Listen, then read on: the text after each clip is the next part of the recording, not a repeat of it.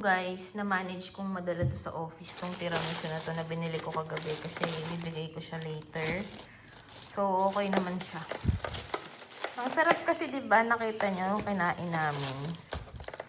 So, bibigay natin siya. Yun na, kanina. Ayan na siya, ma'am.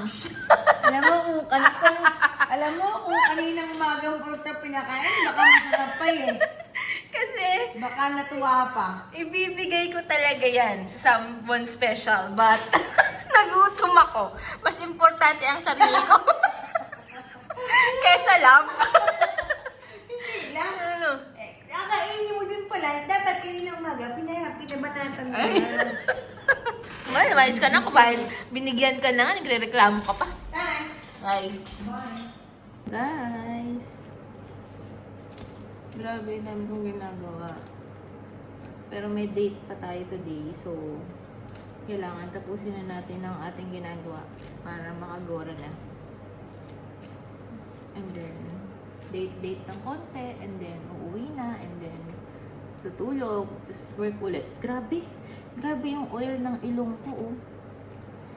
Yung mga nagpa-rhinoplasty, guys. Grabe yung magiging oil ng ilong nyo, as in mantika. Pwede nyo ba yan? Mantika talaga. Yung dating oil ng ilong ko na triplet. May tinatapos lang ako and then gugora na ako. Non-stop ako nag-work from 8 a.m. to ngayon, 5:09 p.m. na. Hindi pa ako tapos. Siguro hanggang 5:30 lang ako kasi hindi naman ako nag-rest today. Dire-diretso ako. Kaloka, guys.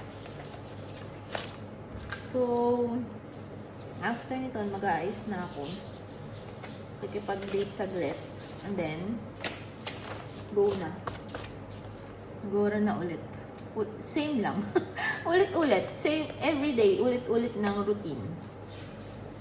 Ganun lang ang buhay natin. Hindi ko alam kung kailan mababago ang buhay kong ganito. But I'm so thankful kasi alam ko na yung buhay ko is okay pa din kumpara naman sa iba. And I'm so thankful. Pero sana yung iba din, makaraos din sa buhay nila. Kasi dati, guys, nung nasa Pinas ako, hirap na hirap din talaga ako sa buhay. Parang kahit isang tuka lang. Wala kang extra money. Kailangan talaga pala ng ibang bansa para magkaroon ka ng extra money. Kasi kung sa Pinas, kung magkano yung sahod ko doon, walang natitira, guys. Siguro may matitira 1K lang. Yun lang. Hindi ka nga makakabili ng appliances eh. Hindi ka makakapag-travel. Di ba? Lalo na kung doon kayo sa mga office. Yung mga business ad. Di ba? Mahirap, guys. So, thankfully, napunta ako dito. Thankful din naman ako kay Marisol talaga na nadala niya ako dito, na introduce niya tong bansang to sa akin. Ang fairness naman sa kanya. Ayun. So, mamaya na ang gagal, guys, kasi tatapusin ko na ito. Yan yung ilong ko, guys. Ewan, kanina medyo dumudugo-dugo pa din, pero ayan, ayun, oh. Kita nyo ba?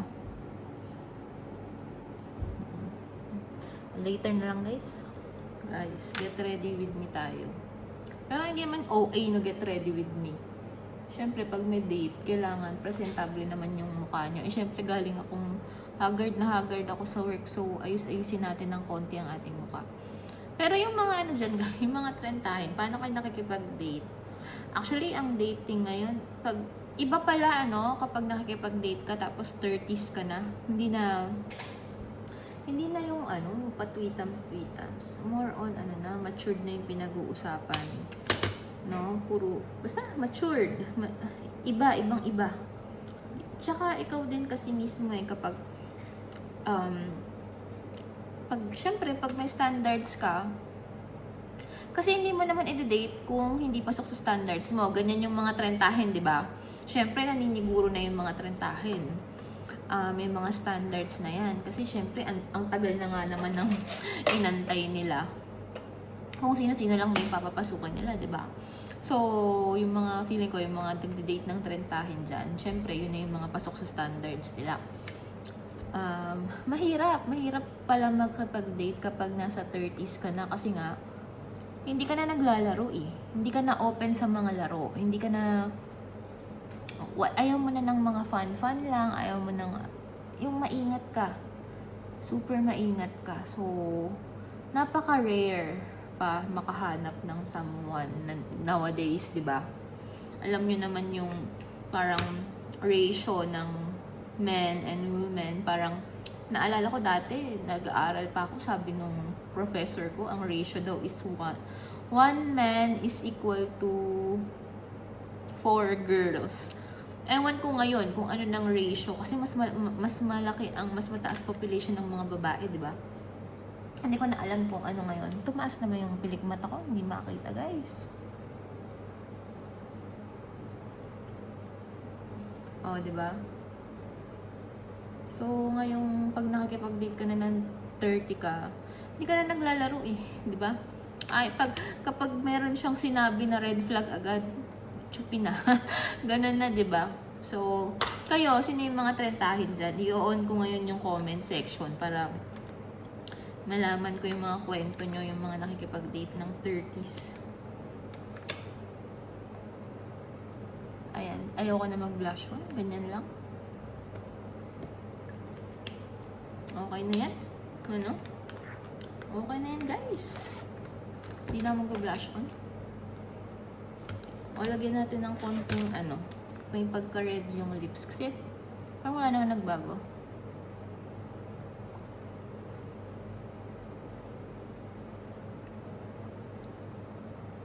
Ngayon na, okay na yan. Ayoko na mag-blush on. So, bye guys! Goodbye! So, magkipag-date lang tayo saglit and then, uuwi na. Pagka-uwi ay matutulog na. Ay, hindi, maglalaba. Pagkatapos maglaba, laba day ko ngayon, Tuesday. Pagkatapos, actually, hindi ko mapagkatiwalaan yung bago namin kasambahay sa paglalaba. Ngayon, kaya nahihirapan ako lahat naglalaba. Tapos, basta namin ginagawa ngayon sa nagawaing bahay na hindi ko naman ginagawa dati kasi bago nga yung kasambahay namin. Anyway, after kung maglaba, matutulog na. Yun lang, yun yung routine. Tapos papasok ng umaga bukas, tapos work, tapos ganun ulit, uuwi. Yun lang. Ewan ko kung may date ulit ako bukas. We will see. So, ayun lang guys. Bye!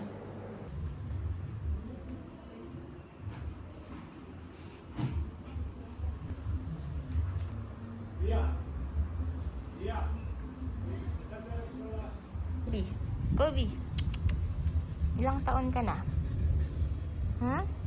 ¿Cuántos años tienes? ¿Cuántos años? Wala siyang paki. Wala siyang paki sa akin. Ka dito. Dito. Dito na. Ayaw naman ni Kobe. Dito ka na lang. Upo ka na lang dito. Yan. Sunod lang siya sa akin.